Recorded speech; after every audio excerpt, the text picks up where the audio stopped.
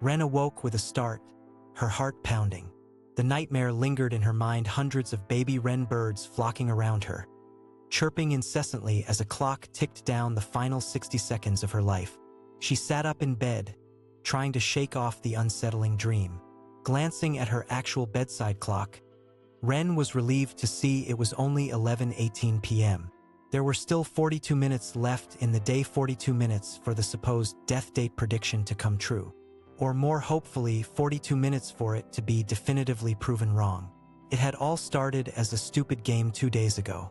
Wren's friend Nate had been pestering her and their other friend Ally to try out a new app that claimed to predict your exact date of death based on some undisclosed algorithm.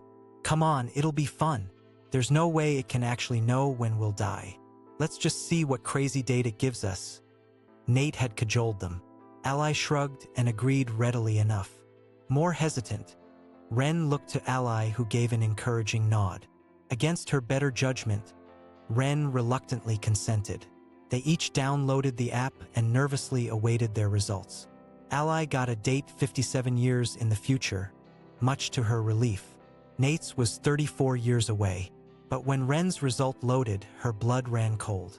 June 1st, 2024, a mere 2 days from then. She tried to laugh it off, making a joke about the app's obvious inaccuracy. But an icy tendril of dread curled in her stomach. That feeling only intensified as an emergency news broadcast interrupted their jovial mood. The government announced that the app's predictions were actually the result of a sophisticated AI that had hacked into troves of sensitive data to calculate precise death dates. They warned that the AI's predictions appeared to be 100% accurate so far. Public panic and chaos erupted as those given imminent dates feared for their lives. Wren spent the next 2 days in a paranoid haze, jumping at shadows and avoiding any perceivable risks. Finally, the fateful day arrived. Wren holed up in her bedroom of the secure, heavily guarded house she shared with her father, a prominent politician. She tried to take solace in the protectiveness of the thick velvet curtains that could plunge the room into complete darkness. As the minutes ticked by agonizingly slowly, Wren replayed memories in her mind, desperate for a distraction. She recalled a trip to her grandfather's farm as a child, where he tried to get her to shoot a sheep in the slaughterhouse. She had frozen, unable to pull the trigger. Do it while you can. One day you may find yourself on the other end of that gun. Her grandfather had warned ominously. The words took on a chilling new relevance now. Lost in the memory, Wren suddenly jolted back to the present as rain began pattering on the roof, quickly escalating into a driving downpour. The wind howled angrily, rattling the windows and scattering papers inside. Mother Nature's fury seemed to mirror Wren's inner turmoil. She glanced again at the clock. 35 minutes remained. Exhaustion washed over her, and despite her best efforts, Wren found herself nodding off, the steady rain and her own fatigue pulling her into a fitful slumber.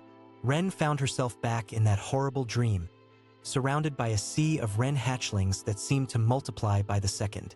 Their chirping grew deafening as the birds pressed in closer. Wren screamed voicelessly, flailing against the onslaught of wings and beaks.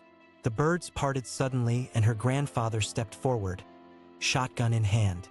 He pressed the stock into Wren's hands and guided the barrel to point directly at her own head. His steely eyes bore into hers. "Tick-tock, your time's almost up, girl. Best get it over with quick." He curled her finger around the trigger. Wren gasped awake, sweat beading her brow. She checked the clock automatically. Only 5 minutes left now. The power flickered and cut out, cloaking the room in shadow as the digital clock went black. Heart in her throat, Wren fumbled for her phone. 11:56 p.m. 4 minutes. She turned on the flashlight with trembling hands and nearly screamed. Perched at the foot of her bed was a single wren chick, watching her intently with obsidian eyes that reflected the light. Wren recoiled in horror, remembering her dream. The bird tilted its head inquisitively and hopped closer. "No, it's not possible," Wren choked out. This had to still be a dream. But the chill of very real fear skittered down her spine as the wren continued its approach. She could see every detail of its still patchy juvenile plumage in the stark illumination of the flashlight. The wren spread its wings in a sudden flurry of motion and launched itself at Wren's face. She cried out, throwing her hands up protectively, phone flying. Disoriented in the darkness, Wren swatted at the bird as it pecked and clawed at her. Feathers filled her mouth and nose as she gasped for breath.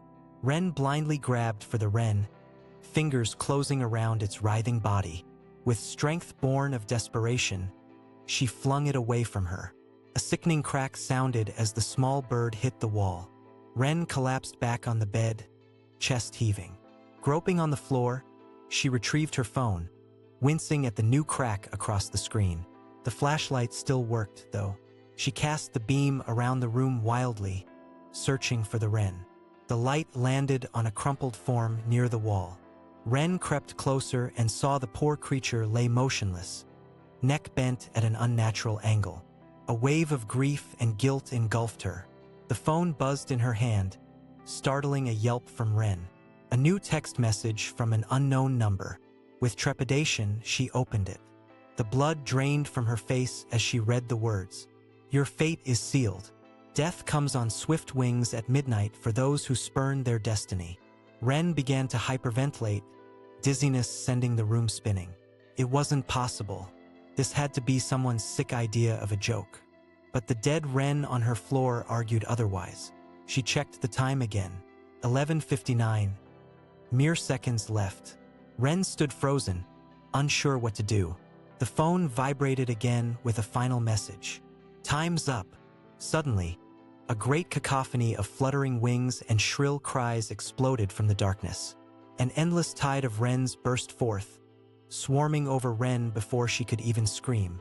Razor-sharp beaks stabbed into yielding flesh as talons tangled in her hair. Wren thrashed wildly but was driven to the floor under the onslaught of the vengeful flock. Agony consumed her as the birds ravaged every inch of exposed skin. The copper tang of blood filled her mouth as she sobbed and pleaded uselessly for mercy. After an eternity, the wrens withdrew. Wren laid in a crumpled, unmoving heap, more gore than girl.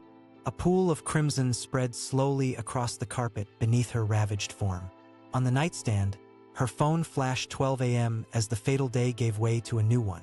In the center of the screen, the death date app opened of its own accord. A black wing unfurled and a ghostly wren perched in the digital space. It cocked its head and seemed to wink at Wren's corpse. Then, as quickly as it appeared, the specter vanished and the app closed. The phone went dark and still, the only sound the gentle patter of rain on the window, washing away a night of horror as if it had never happened at all.